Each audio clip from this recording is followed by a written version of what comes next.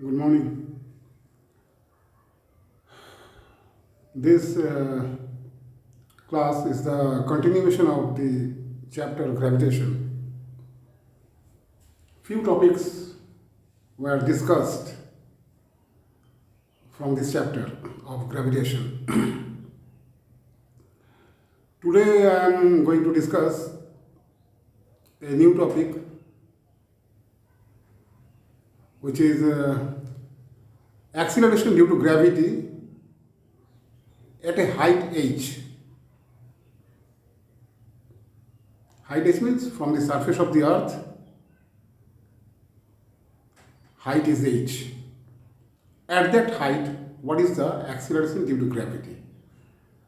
Normally, in the solution of different problems of dynamics, especially from the chapter of kinematics, you have observed that in most of the cases we assume the value of g, that is small g, meaning of which is acceleration due to gravity, is taken to be constant. Okay? In almost all the cases, if nothing is mentioned in the given problem of kinematics, then you are habituated in using the value of g to be 9.8 or 9.81 meter per second square. This is known to you. Okay. Now, in most of the problems, if you can remember, you can see that heights which are given in the numerical problems are almost 100 meter, 200 meter, 300 meter, at the most 500 meters. So these are the heights which are given in the given problem. And for these heights, it is there is no problem in using the value of g to be constant, which is equal to 9.81 meter per second square. There is no problem. But for higher altitudes, means higher heights, like from the surface of the earth, height is 2000 meter or 2 kilometer. Okay? Or height is 10 kilometer or height is 2000 kilometer, like that, these heights. Okay? Heights are in kilometer and they are in the order of 1000. If such are the heights, in that case you cannot assume the value of g to be constant. Then there will be error. Tremendous error will be there in the calculation. Value of g varies according to the height from the surface of the earth. If height increases, value of g decreases. Why? Because when the object is kept at a higher distance from the center of the earth, the force of attraction reduces. It decreases. Force of attraction decreases because force of attraction is inversely proportional to the square of the distance between the two masses. So if height is increases, height of the object is increases. If therefore force of attraction decreases, and if force of attraction decreases, therefore acceleration due to gravity will decrease. Now our aim is to calculate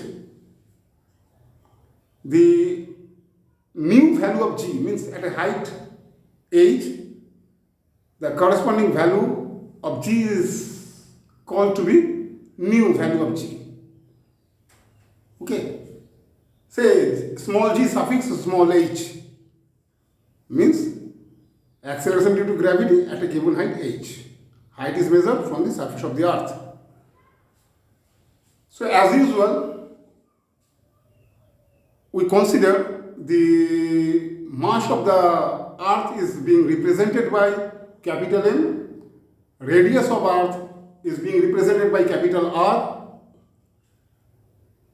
and from the surface of the earth, height small h is taken, where we want to calculate the acceleration due to gravity. we want to calculate acceleration due to gravity at a height h in terms of acceleration due to gravity at the surface of the earth. Say, at the surface of the earth, acceleration due to gravity is g. Only g. Oh, okay. Only g, small g. So, what is g, small g? Again, we are considering those formulae. Force of attraction is how much? It is equal to at the surface. Okay, at the surface, force of attraction is how much? It is equal to gmm by r square. Capital G, capital M, small m divided by capital R square. Capital R is the radius of the earth. Capital M is the mass of the earth. Small m is the mass of the object which is kept at the surface of the earth. So this is the force of attraction. Similarly, at a height h, what is the distance of that object or mass m from the center of earth? It is capital R plus small h. That is the distance. So in that case, what will be the force of attraction? Force of attraction will be capital G, capital M in the small m divided by r plus h whole square. Right? R plus h whole square. Because now the distance is r plus h. Instead of r, here r plus h is there. So square of the distance will appear in the denominator, which is equal to r plus h. So r plus h whole square. Now, then what? Then on the surface of the earth, what is g? On the surface of the earth, what is g? It is that force divided by that small mass m. That is g, you know. So in the previous case, when the object was kept on the surface of the earth, g was equal to what? Capital G into capital M divided by r square. Capital G into capital M divided by r square. That is the value of small g. Similarly, g suffix h, acceleration due to gravity at a height h, that is equal to capital G into capital M divided by r plus h whole square.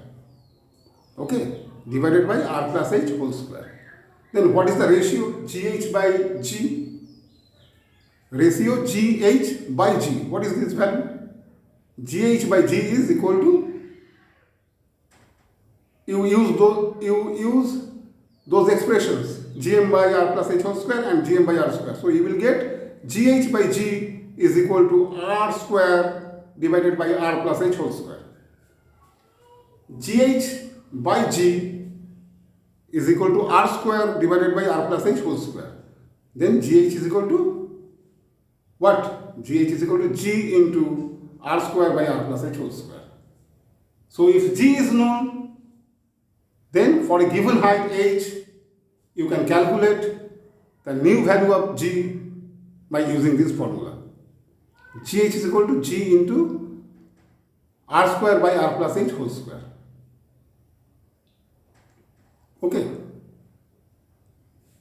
For smaller heights, this expression is expanded by using binomial theorem.